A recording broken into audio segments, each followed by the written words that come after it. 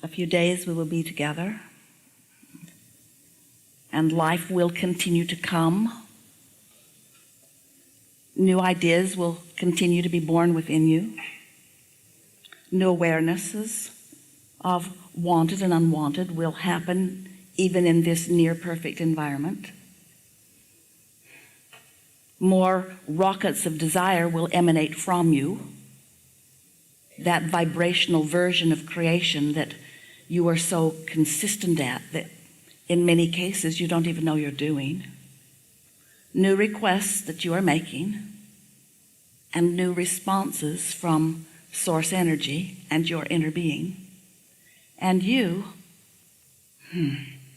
best part, you figuring out the balance of your desire and your belief.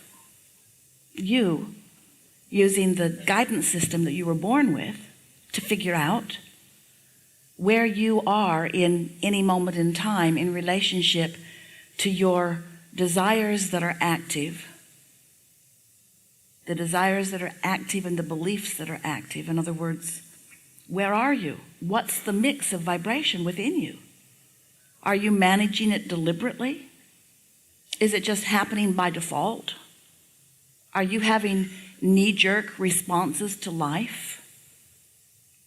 Are you considering things before you offer a vibration? Are you practiced at being centered and stable so that when new things come, you are intentional in your response to them? Are you appreciating the contrast that gives birth to the new desire? And are you able to, or are you wanting to be able to, manage your vibration in relationship to the ever-changing spewing of desire that comes from you? You knew it would be that way when you decided to come into this body. You knew that this environment would produce within you a constant stream of new intentions. And you also knew that when those desires would be born within you, created from your life experience, you knew that all energy streams and source forces would assemble for the creation of your new intention, your new desire, your new personal expansion. Before you made the decision to actually be in this body, you made a lot of other decisions. You knew that by being here on planet Earth, at this time, in this place, in this space, in this reality, you knew that your environment would produce new from you. And you knew that as the new desire radiates from you, that you would be among the leading edge creators. You knew that this physical environment where things turn from vibrations to thoughts and thoughts to things, you knew that this is a manifesting experience. You knew that you didn't come just to dream or only to meditate or only to be. You knew that you would be here to observe and to compare and to consider and to choose. And you knew that it was right that you would choose, and you knew that your choices, would be supported by the energy that creates worlds. In fact, you understood before you made your decision to come, before you actually got here, you knew that your choices would be not just honored but revered. You knew that you were leading edge creators, and that the source energy, the inner being part of you, who's focused to you and through you, would remain non-physically focused.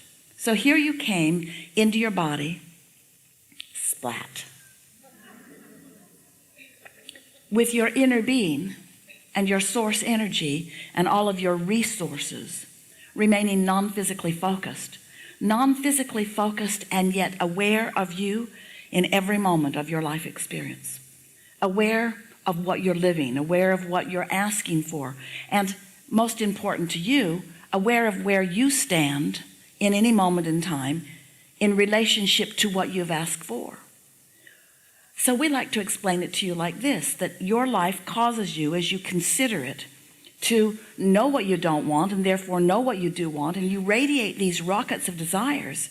And these rockets of desires, these vibrational rockets of desire, these vibrational thoughts, these vibrations, thoughts, energy emanating from you, not manifested yet, not things, not places, not relationships, not things that are tangible, not something that you can see yet or smell or hear or taste or touch, but these vibrational intentions and rockets of desire.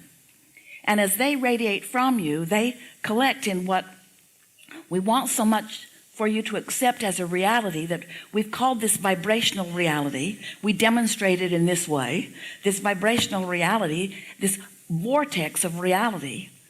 As these rockets of desire radiate from you, they are gathered together by the powerful law of attraction, and they are watched and understood by your inner being, by the source energy from which you have come.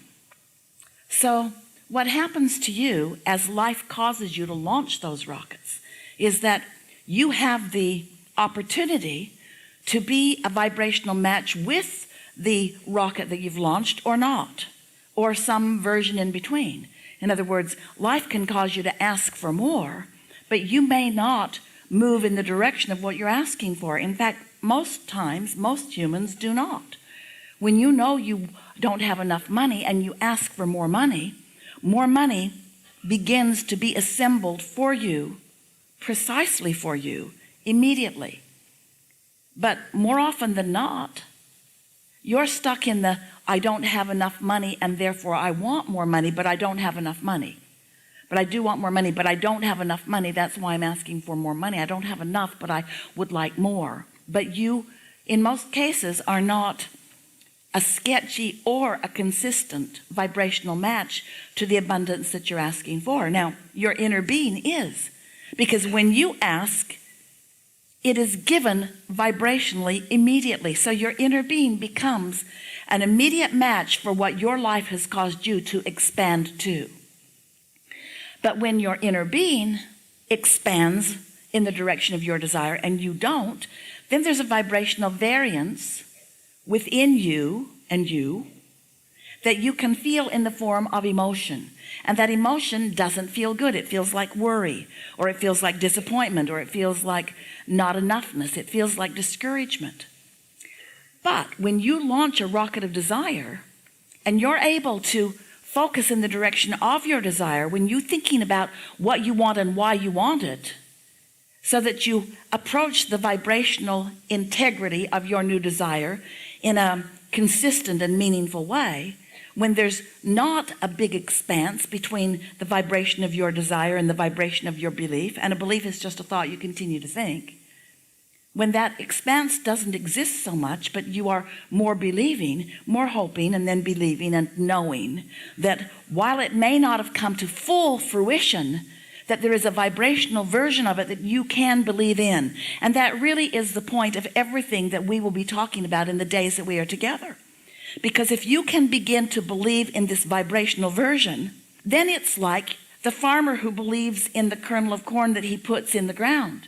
He believes that that is a seed that will grow into a stalk and into ears of corn. He doesn't doubt it because he has knowledge of the way that it works.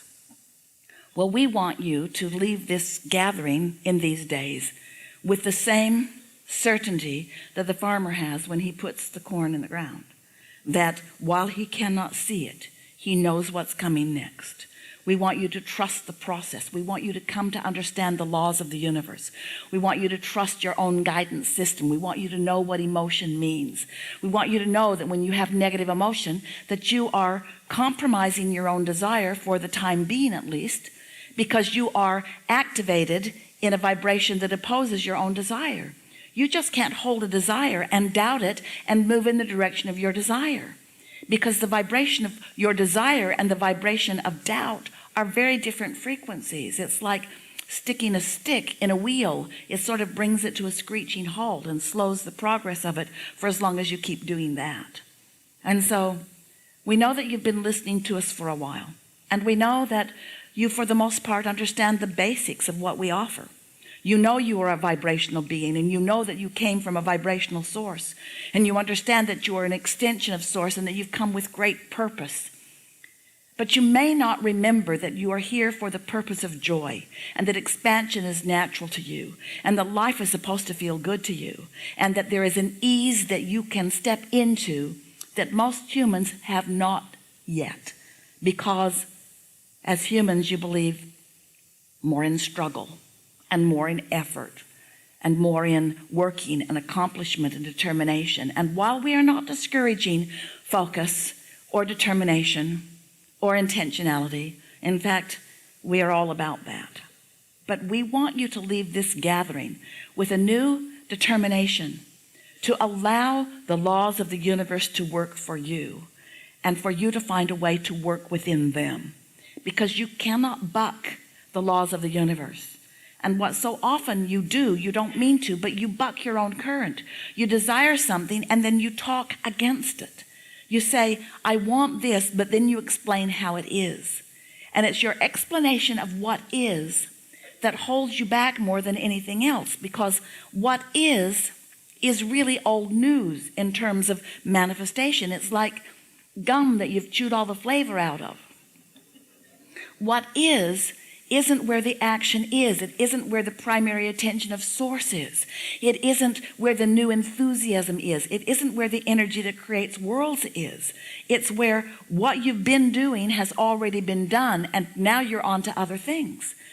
But mostly you don't want to look onto the other things where the energy is flowing and where the action is and where the juice is juiciest, because for this one reason, and we're going to do our best to talk you out of this in the days that we are together, because in your humanness, and you are beautiful, you adore your ability to see and hear and smell and taste and touch. You like the tangible, and we like it too. We like it for you too. We would like you to like the tangible. We like you to like the manifested in that full sense. That's what it's all about. In fact, what's in your vortex is a bit like the kernel of seed in the ground. We don't want it to remain like that. We want it to come into full fruition for you so that you can enjoy it on all levels of your being. But if you need to see it before you believe it, if you need to see it before you will allow yourself to feel enthusiasm about it, if you need to see it and smell it and hear it and taste it and touch it before you will accept its reality, then that's what holds you up. And because it's hard for you to accept that this vortex is real, even though we've written 2 very good books about it, it's hard for you to accept that this vortex is real because it doesn't feel as real to you as what you can already experience with your physical senses. What we want you to know is that what's in your vortex will come out and play with you so that you can experience it in your physical senses. We want you to realize that there is a steady evolution of that. And we want you to catch the spirit with us of how delightful it is when you begin to allow yourself to experience with full awareness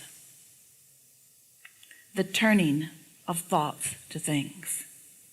So often you think, I want such and such to happen. I want my lover to come, or I want this money to be there. I want my empire or my life's work. I want something tangible. I want it to be real. I want it to be a real reality. And then you think, and when it is real, then I will feel good. And we say, but you've got that backwards. You have to feel good about it, and then it becomes real. You don't wait for it to be real and then you feel good about it.